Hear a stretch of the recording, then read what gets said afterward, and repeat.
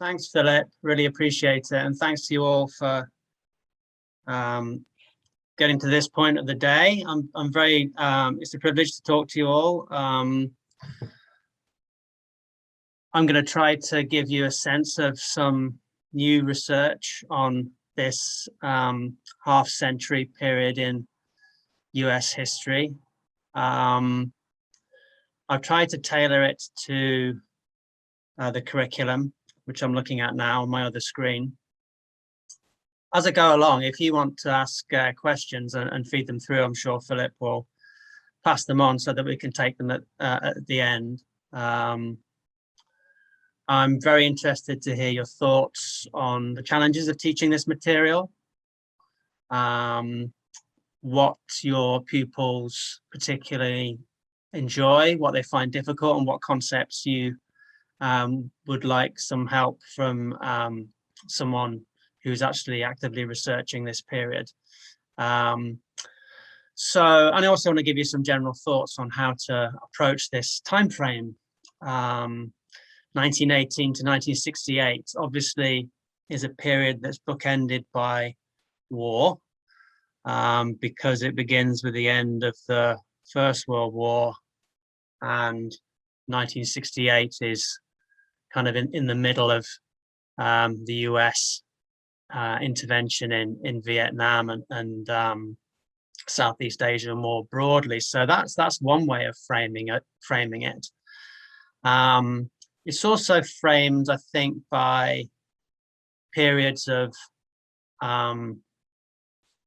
turmoil about the problem of how you create a multiracial democracy. So by the end of this period, the African-American civil rights movement had succeeded in making that problem, which had been latent in the whole of US history from the very beginning, the central problem of American life.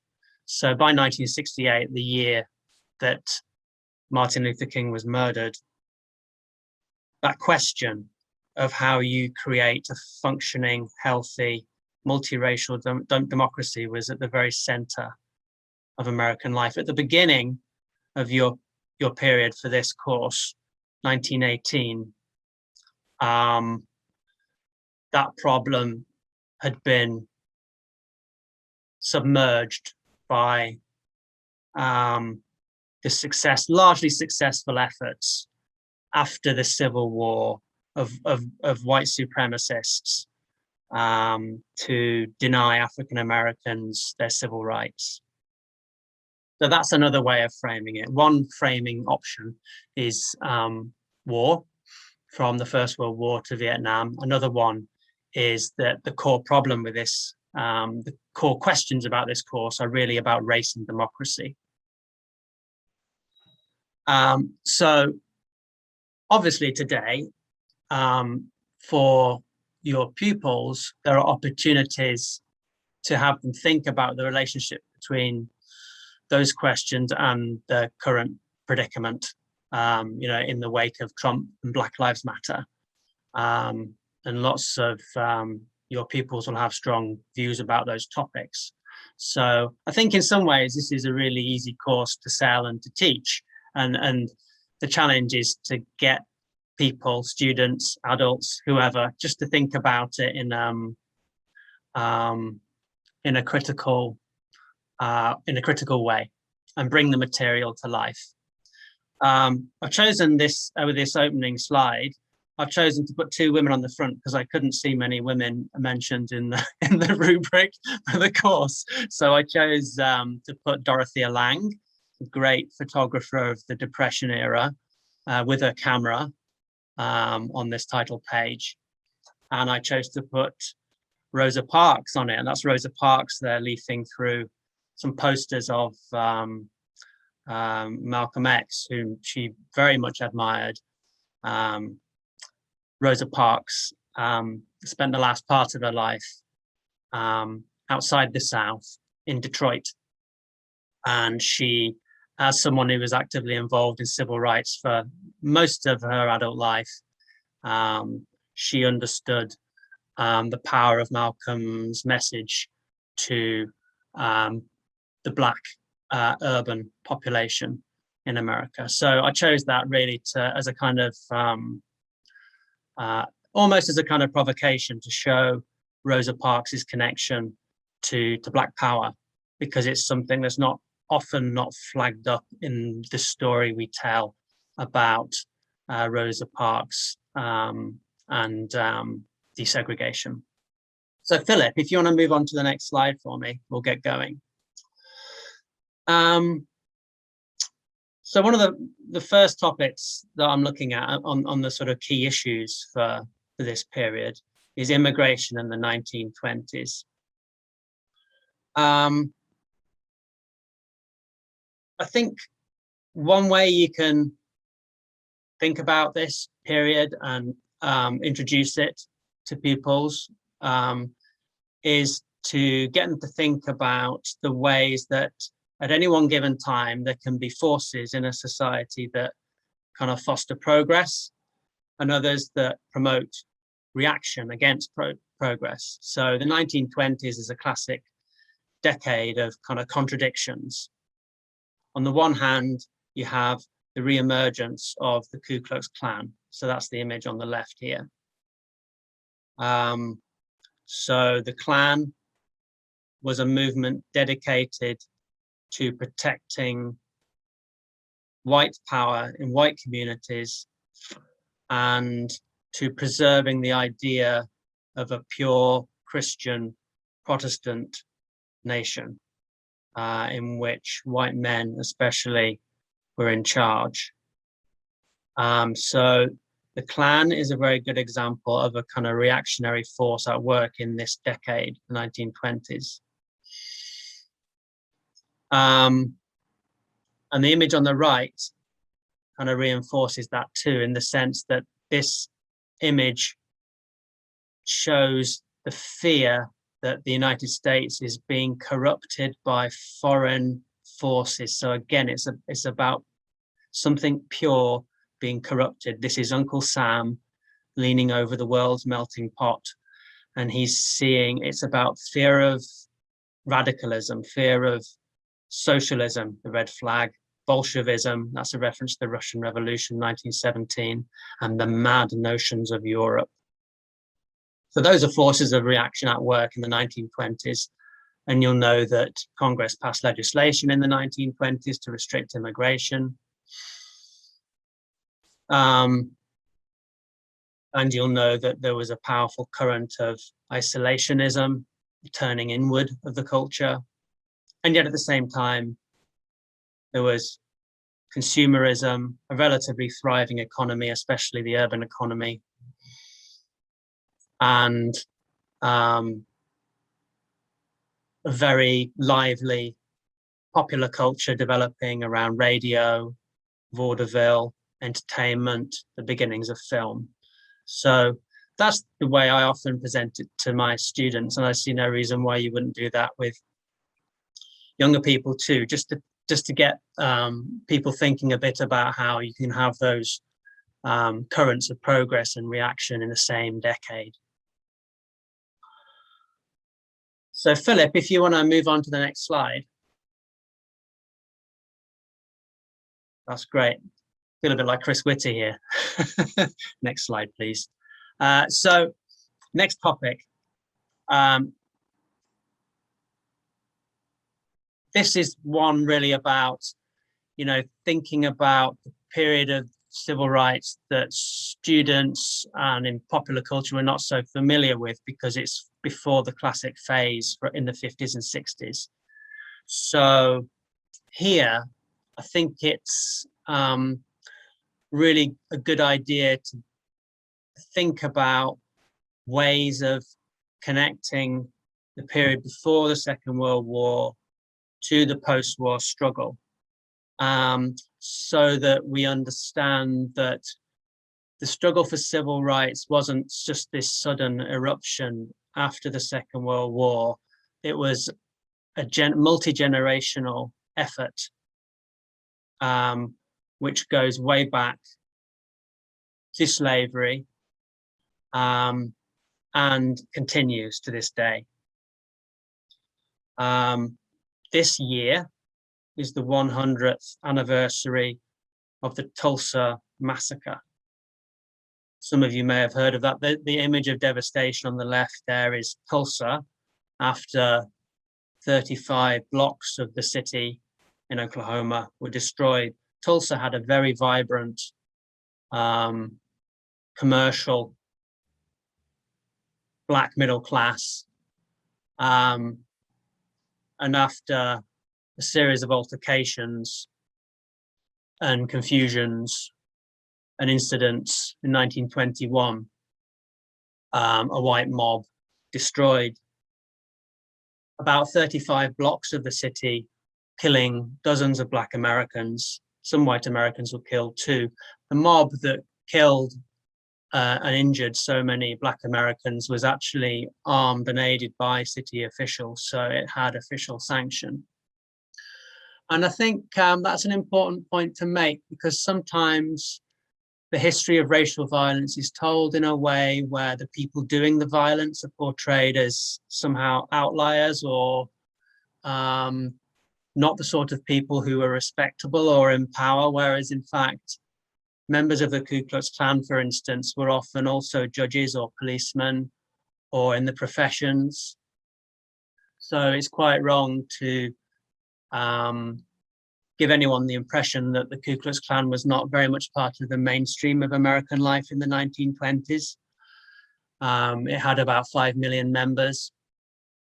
It was strongest in the South, but it also had real depth and high membership outside of the South, particularly in the Pacific Northwest and in parts of the Midwest, and even in New York State, Pennsylvania, the Klan was active.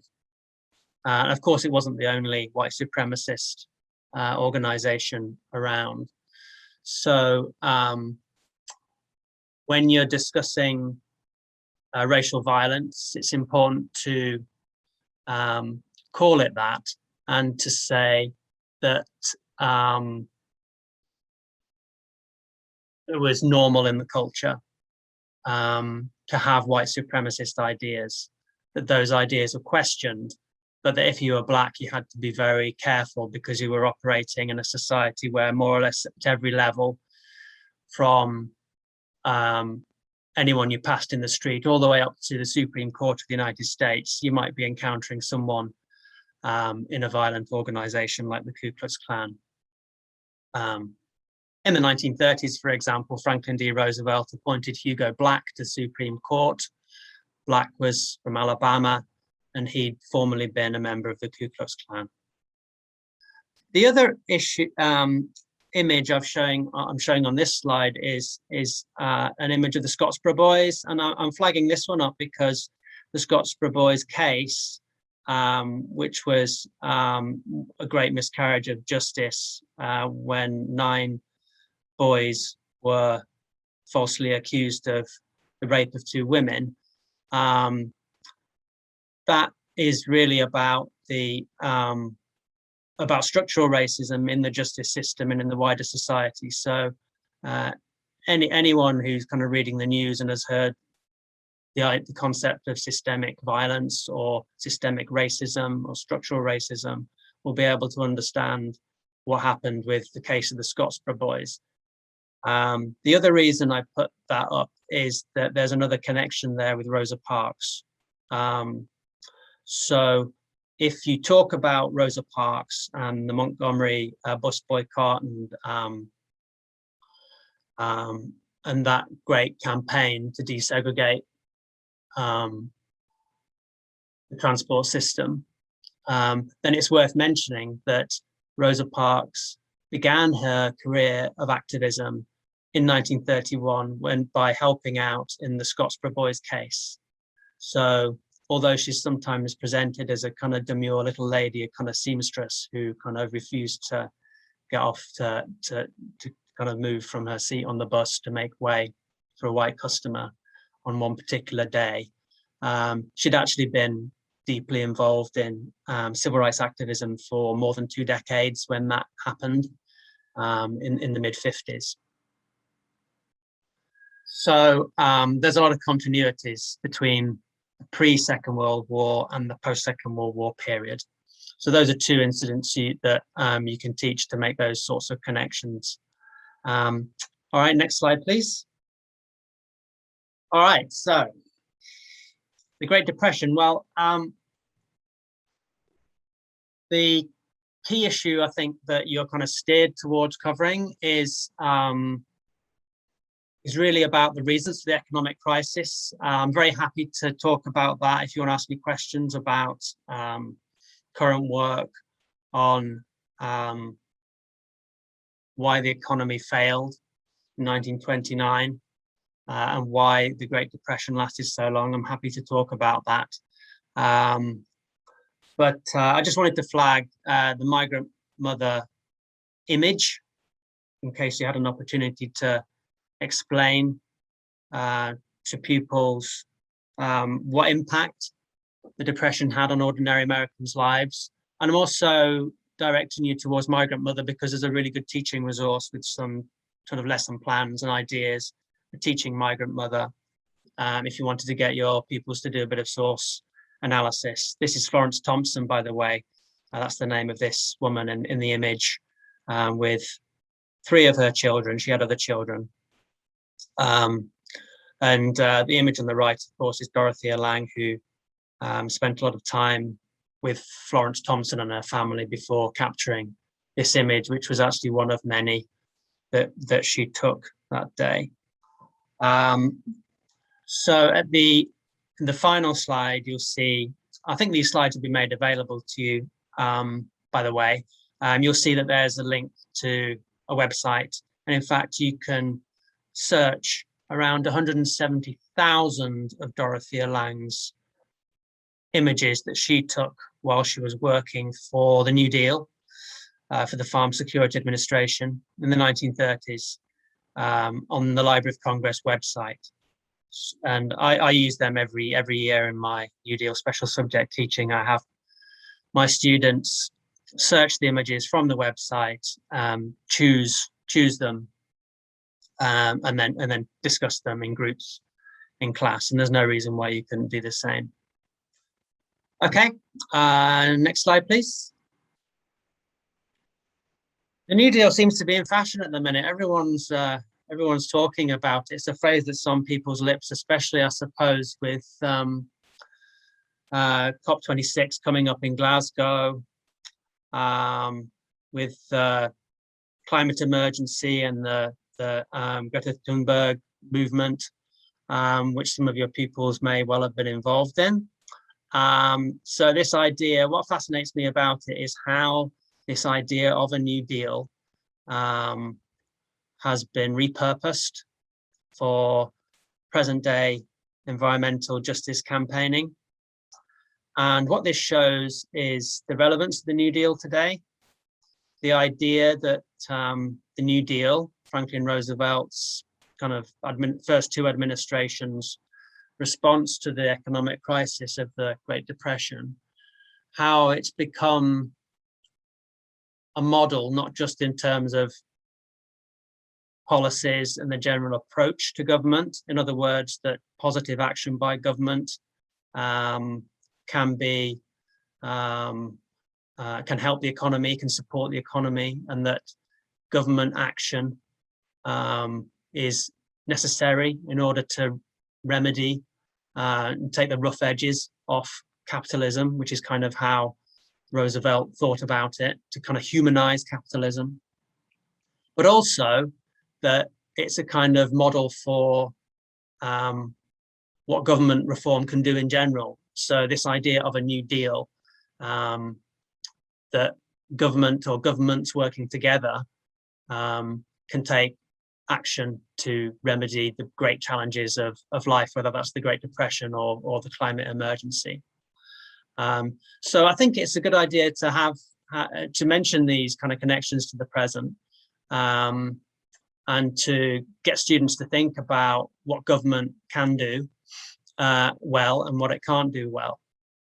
I've used one of the Works Progress Administration posters here. That's another resource you can use. There's gazillions of them available. If you follow the link at the end of this talk to the Living New Deal, you'll see there's a great kind of treasure trove of visual sources you can use in your teaching. Good. Next slide, please, Philip.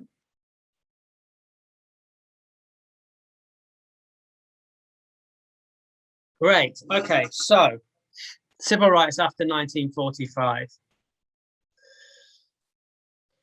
You're really asked to kind of get your pupils thinking about prejudice and discrimination, the experience of Black servicemen in the Second World War, the role of Black civil rights organizations, the role of Martin Luther King, and the emergence of effective Black leaders. Those are the kind of key points that are raised. So I think I've called attention to the Double V campaign, which you'll know about, which is the idea that it's all very well saying we're going to defeat fascism abroad, but what we really need is to defeat fascism at home as well, because we're going to come home after this war, and we want democracy at home as well as abroad.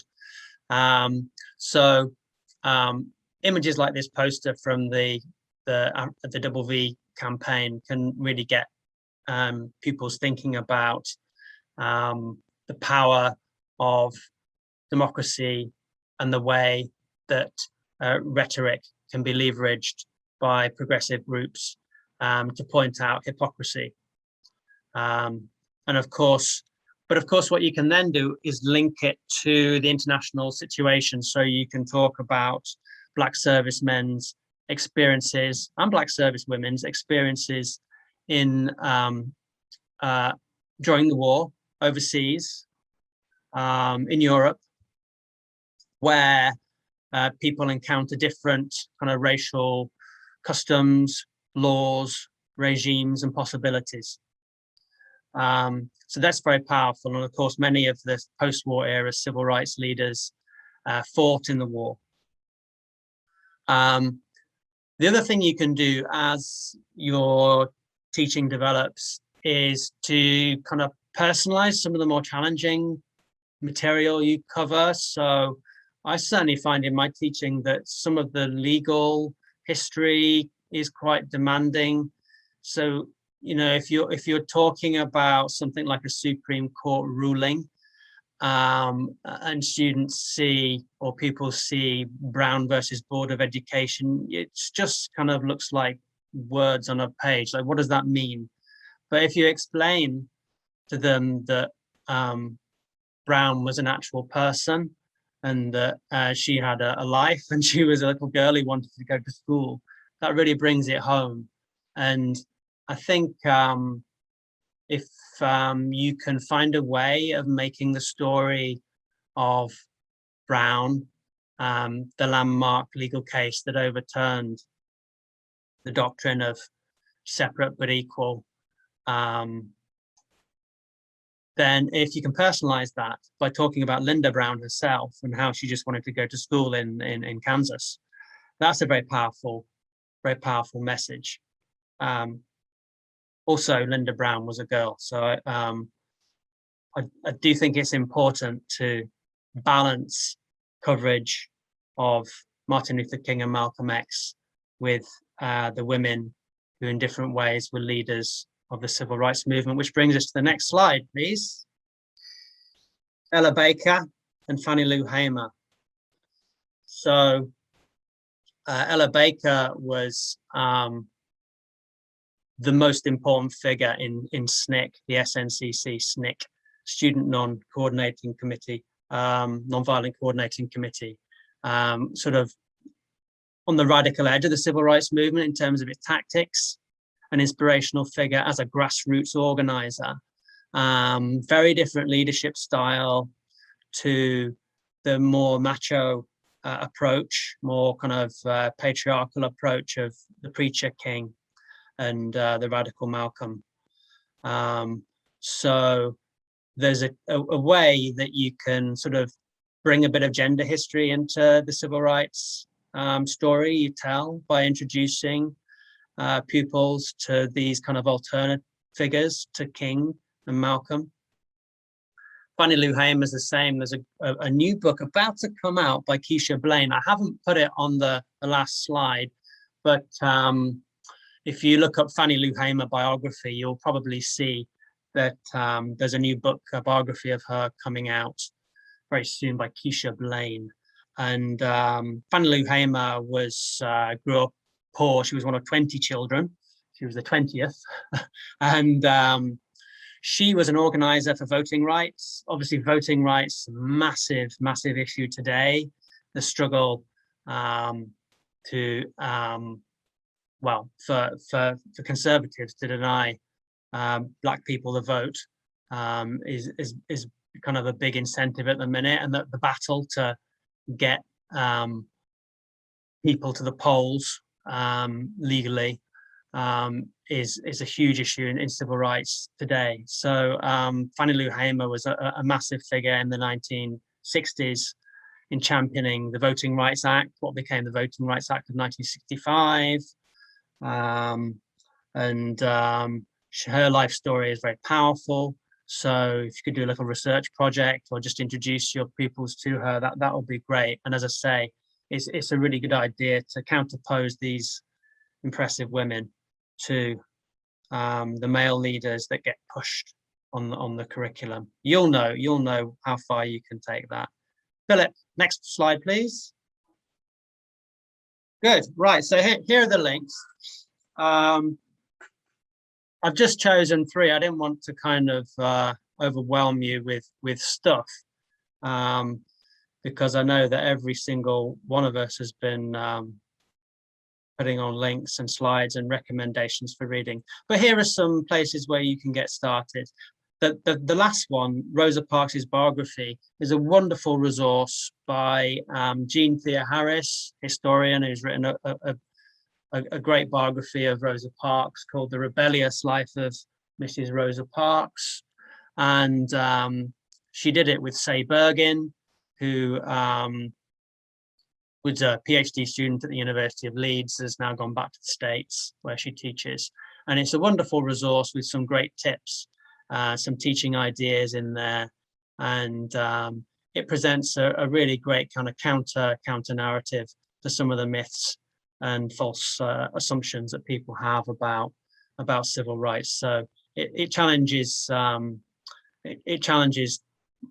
people like me, and it will challenge your pupils as well, and teach them a kind of history that really connects very powerfully with present day struggles for racial justice. If you could get to the last slide now, Philip. Yeah, I've just put on here 3 books, which I thought might be helpful if you know, one day possibly you ever get time to read. It may be that these will be for your retirement, because I know how busy and overstretched you all are. But here are 3 books that are very readable, introduce you to recent research on topics that connect directly to this part of the curriculum. So Sarah Churchwell is a kind of public intellectual figure she's American. She teaches in the UK. She wrote this book as a response to the rise of Trump. It's a history of America first, so it connects to the topic of kind of anti-immigrant sentiment, nativism, isolationism, and racial intolerance. Eric Rauchway is someone you should know about if you teach the New Deal, because he writes books that take on big questions in an accessible way using current research. And his brand new book, Why the New Deal Matters, is really fantastic for understanding how the New Deal is still embedded in American life, what it achieved in its own time, and why it still matters today. And I've put a link on there to a book talk he gave. It's about 35 minutes, a book talk he gave at the Roosevelt Library recently, where he introduces the main themes. And finally, Peniel Joseph, great historian of Black civil rights movement. He's written a wonderful book looking at Malcolm X and Martin Luther King together. And he's really trying to kind of undo this idea that Martin Luther King was the kind of saintly one that white people liked and like still, whereas Malcolm X was some kind of folk devil and this nightmarish anti-white person. He really kind of shows how that's a flawed way of thinking. And he shows how Malcolm and King, how their journeys converged, especially towards the end of their lives. Obviously, King was killed before his 40th birthday, but still he outlived Malcolm by 3 years. Their lives were both ended by violence, which shows the stakes. But Peniel Joseph shows how Malcolm and Martin Luther King's lives converged, and how they came together, and how by the end of their lives, they weren't these different poles from very different backgrounds, although that was how they started, but their views converged. And also how Malcolm spurred on Martin Luther King, challenged him, and forced King to respond and understand better how to communicate with the whole of America, and vice versa. All right then, Philip, that's the end of my spiel. So I'm very happy to take questions. I'm interested in what you've got to say, and thank you very much for listening.